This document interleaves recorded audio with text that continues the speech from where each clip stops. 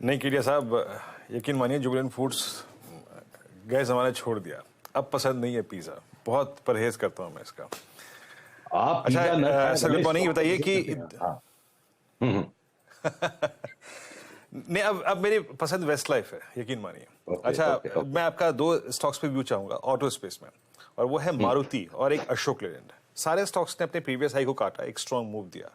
अभी तक हम्म। मारुति अपने उस प्रीवियस हाई को डिसाइसिवली बाइसेक्ट करके ट्रेड नहीं कर पा रहा है, और same is the case with अच्छा अशोक लेलैंड। दोनों अच्छा स्टॉक्स पे अच्छा। अपने हैं। मैं आपसे एक उल्टा सवाल पूछना चाहता हूं, आज इजाजत है तो।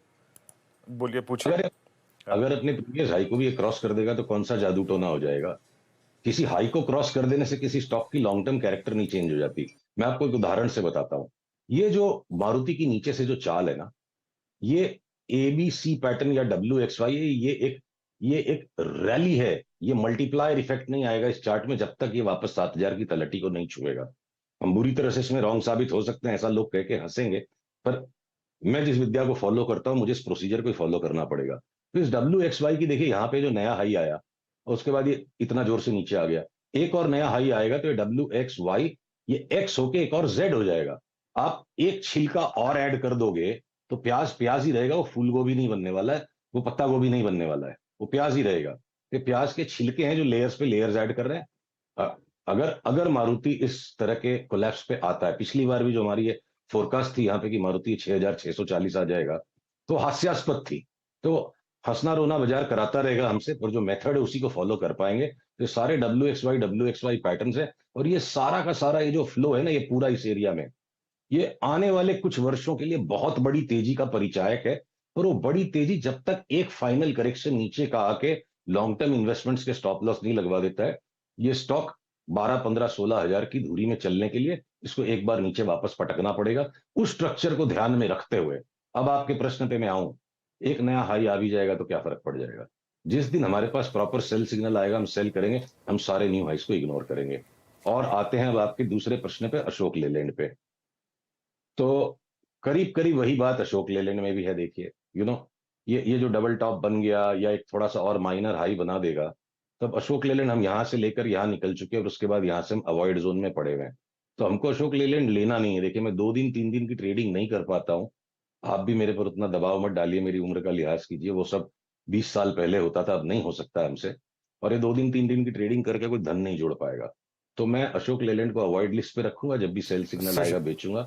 मुझे लेना ही नहीं है ये। ओके, सुशील जी, दो स्टॉक्स पर और मैं आपका व्यू जानना चाहता हूं। एक तो रिलायंस, जिसमें कल फाइनली एक ब्रेकआउट आया इतने टाइम के बाद, और एक जो आपकी ओके। बहुत शानदार कॉल रही BSC, इसमें क्या प्रॉफिट बुक करें यहां पर? अरे, मेरी BSC की पोजीशन को टोक मत लगाओ, और मुझे 1200 पे ही बेचेंगे उसको।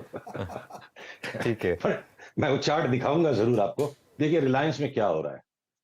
जो रिलायंस के बिल्कुल प्रेमी निवेशक हैं, जिन्हें प्रेम है स्टॉक से, वो इस चीज को सुन करके खुश हो जाएंगे कि रिलायंस को 4,000 का भाव दिखाना है, और बहुत ज्यादा टाइम में नहीं, 1.5-2 साल में, साल 1.5 साल में। अरे 4,000 तक जाने के लिए इसको एक बार वापस नीचे अपने आप को पटकना पड़ेगा 2,200 तक।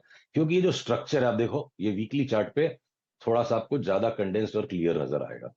ये जो स्ट्रक्चर है ना, इस टॉप से रिलायंस 2021 के अक्टूबर के टॉप से ये WXYX बन गया है। ये एक साइडवेज करेक्शन में चल रहा है स्टॉक, साल भर के 1.5 साल के करेक्शन में, जिसमें एक अंतिम चरण बाकी है। निफ्टी भले वो 15,000 होगी कि नहीं होगी, 16,000 होगी कि नहीं होगी, रिलायंस का फाइनल लॉन्ग टर्म बॉटम ये 2150 है। और मुझे लगता है एक बार और ये इधर आएगा ना, तब इसको लेके मजा आएगा। क्योंकि अभी जो इमीडिएट टर्म में भी ये जो रैली है, ये एक रैली का स्ट्रक्चर है, ये बुल मार्केट स्ट्रक्चर नहीं है। वो मैं इलियट वेव की जार्गन में जाऊंगा तो ठीक नहीं होगा टीवी के फॉर्मेट के लिए, उससे संक्षेप में कहना होगा। तो हम शॉर्ट वॉट नहीं करेंगे रिलायंस को, चाहे कुछ भी हो जाए, दुनिया भर के दूसरे स्टॉक्स हैं। पर अगर कोई बाजार में हो हंगामा आ गया और अगर दोबारा रिलायंस 2,200 में मिल गई, तो ये एक लाइफ टाइम स्टील होगी, इसे चुरा लेने का मौका होगा। ये 2,200 से 4,400 की जो चाल चलेगी, इसके लिए मैं इंतजार करूंगा कि कैसे भी इसमें एक सेल सिग्नल बले, या अभी राइट अवे यहां से लेके इसको भगा लेने लायक स्टॉक नहीं लगता है। और क्विकली मैं आपको BSE पे मैं अपडेट दे दूं। देखिए, घुसना घुसना किसी भीड़ में अपने दिमाग और अपनी ताकत से चाहिए, और फिर इंसान को इतना नरम कर देना चाहिए अपने शरीर को कि उस भगदड़ में आप कुछ लेने जाए, जब बाहर फेंकना होगा तो भीड़ आपको फेंकेगी। तो हमने तो जब एंट्री ले ली, उसके बाद हम अपने स्टॉप लॉसेस को डे बाय डे बस ऊपर कर रहे हैं। ये देखिए, जो लास्ट का स्टॉप लॉस था अब हम इसको यहां कर देंगे, और ये स्टॉप लॉस अपने आप हमारे को संभालते रहेंगे। तो हमने प्रीवियस स्विंग हाई को अपना स्टॉप लॉस बना दिया, खड़े रहेंगे, जाने दीजिए इसको 800 850 तक जाने दीजिए, बाईबैक के प्राइस के ऊपर तो जाए कम से कम। ठीक है, बायबैक के प्राइस के ऊपर जाए। सुशील जी बहुत बहुत शुक्रिया जुड़ने के लिए, अगले ट्यूसडे फिर बात करेंगे आपके साथ।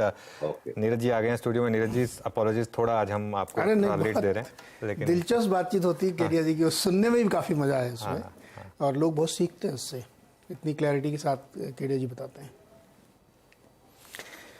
तो अगला प्लान क्या है अब इसमें? रिलायंस में हम लोगों को इंतजार करना चाहिए कि वो 4000 का, 4000 सुशील जी का भी हुआ। हाँ, सुशील जी ऐड कर देते हैं, हाँ। डिस्क्लोजर भी भाई, ये हमारी अपनी कंपनी है, इसलिए आप किसी और की राय जरूर लीजिएगा। लेकिन उससे पहले 2 इवेंट भी हैं इसमें। एक बहुत बड़ा इवेंट होगा एजीएम, और एक इसकी लिस्टिंग। एजीएम की डेट नहीं आई ना अब तक? अभी डेट नहीं आई, हाँ, लेकिन जुलाई अगस्त में ही होती है वैसे। मोस्ट